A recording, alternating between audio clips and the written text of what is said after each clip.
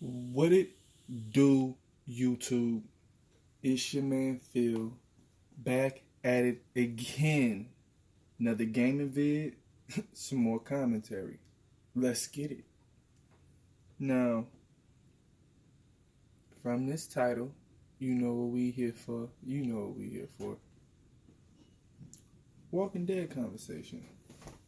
Now, this Walking Dead conversation is going to be a little different because this conversation is going to be more or less just me talking, you know, because my videos, the way I make them, they're not always, you know what I'm saying? My videos, they're not always consistently the same thing that they were previously. You know what I mean? My videos are a lot of raw, natural shit that I normally, you know what I'm saying, I take my feedback from comments or social media messages, you know what I'm saying, and then I implement that in the video. You know what I'm saying? Or I completely take over the vid and we go inside of my mind. But what we gonna do tonight, we just gonna generally talk about the episode. Probably a little bit. Some of the third episode might blend in there. So for forewarning, there may be some spoilers. This is a forewarning. If you haven't seen the first 3 episodes, but yeah, man, episode 2. Wow. We're gonna get right into this. But episode 2, it started right off with Rick. Looked like he was talking to somebody in a room, and of course, I'm sure any good fan. We got in there quick, but any good fan can assess that he was talking to Negan. You know what I mean? And we go throughout the episode like a Rick type narrating, and we're still seeing the communities. We're still seeing their strengths and their weaknesses. Let's let these guys know we're recording real quick. Hey, what's going on? It's Major Gaming, letting you know I'm recording. So let's get it. But it was more or less like a Rick narrating thing, you know. And when we see the communities, of course, when we see them in this light now, it's not just like, oh, this is the first time we're seeing them. Now we've seen them. So now we have somewhat of expectations if you're a day one fan. And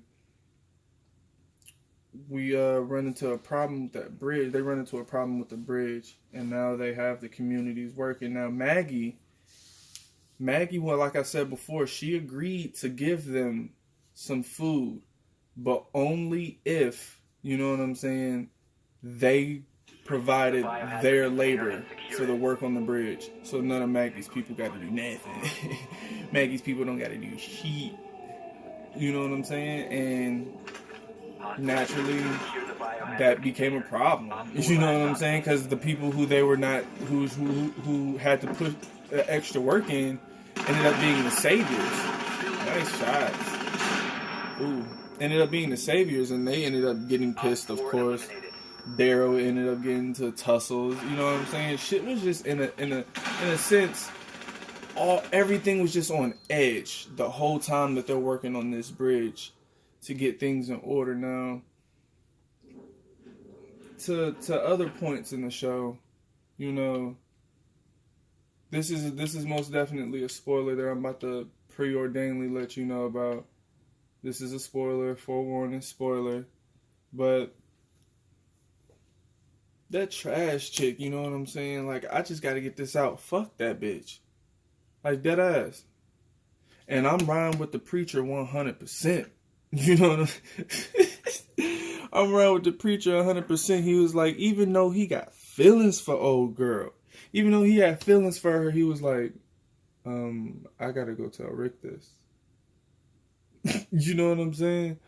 But back to where we was at, like, yeah.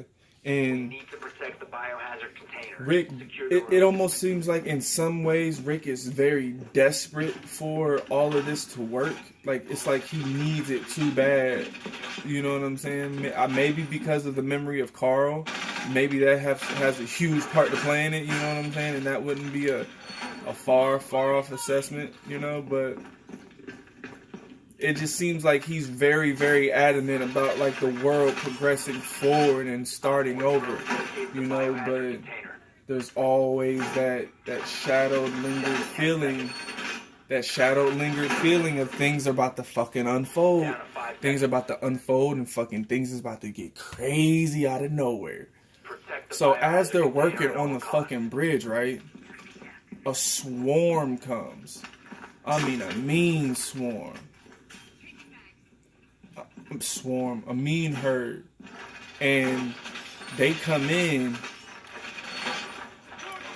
I think they had this system to where they were notifying each other, you know, where the herd was, so that way they can direct it with sound away from where they were working at, because they were making sound to fix the bridge.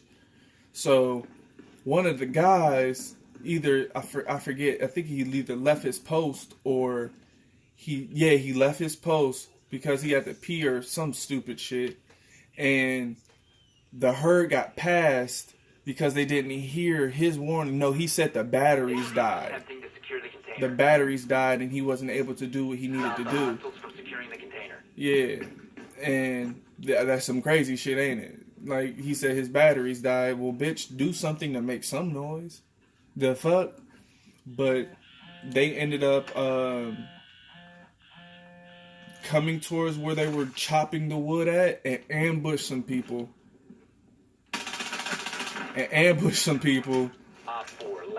And chaos broke out. But Rick and a couple of the boys, a couple of our people got up in there.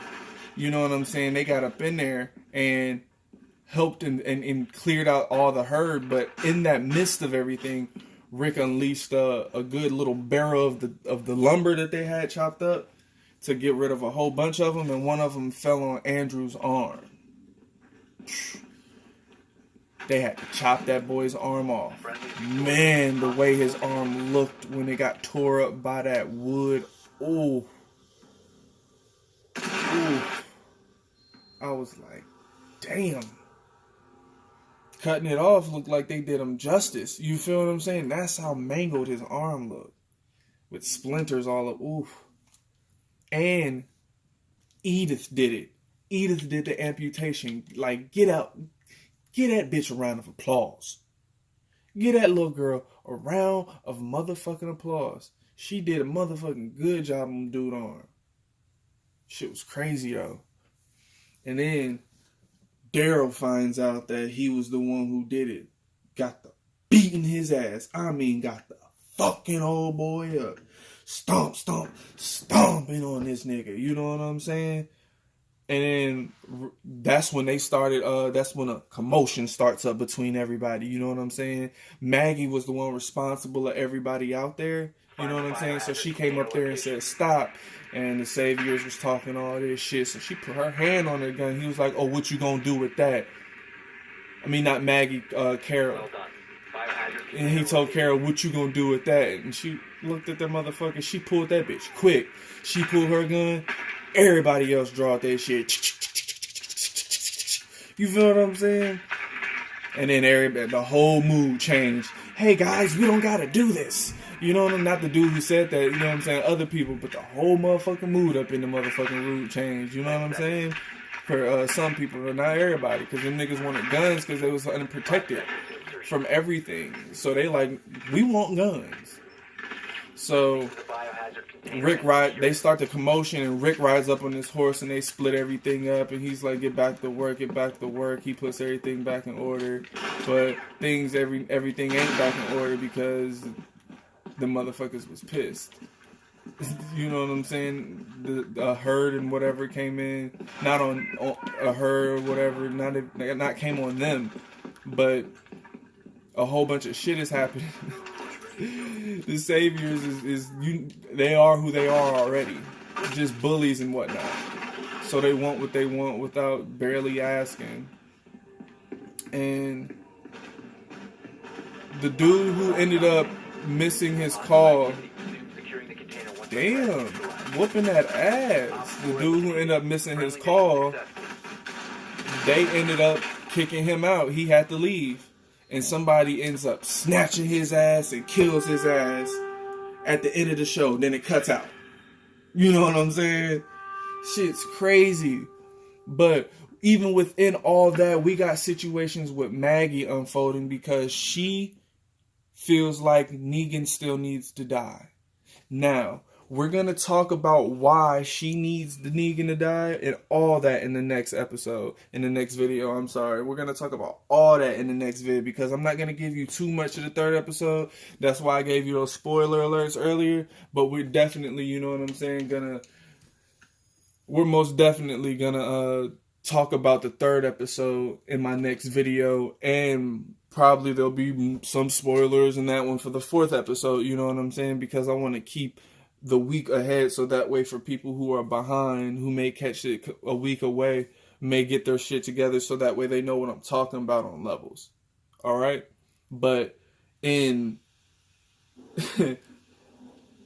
in this motherfucking episode, Maggie, I think it was the end of the second episode where Maggie was... Hold on, let me get... Yeah, I think it was the second episode where Maggie told Daryl it's time for Negan. No, it was the end of the third episode. So, get ready for that one in the next video because, But I think this episode was more or less building up for a calamity because it was shining so much light on Rick telling Negan in that cell, like the narrating throughout the whole episode, that it's working. We're doing it. We're moving forward. We're making a difference. We're getting, but all in all, in the underlying things is about to get nasty. Things is about to get gory and nasty, and motherfuckers is not about to be prepared because Rick needs this shit to work to show Negan, but Negan is just like, you think that you're doing all this shit and saving the world, but really what you're doing is getting it ready for me. I love Negan, man. That dude, that character in this show is so fucking great, even in a fucking cell. But that's me, man. Appreciate you for tuning in. Appreciate you for giving me your support. Make sure you hit that like and subscribe. Get a part of that notification gang. Hit that bell. You got to know when we getting them out there. You know what I'm saying? And if you like, drop a comment down there and let me know how you think about my videos. Let me know what you thought about the episode of Walking Dead, the second episode, a little bit of the third. You know what I'm saying? Don't give them too much. But just let me know, because I'd love to hear from you all. Once again, this is Major Gang, your boy Phil signing out of here. And we out of here.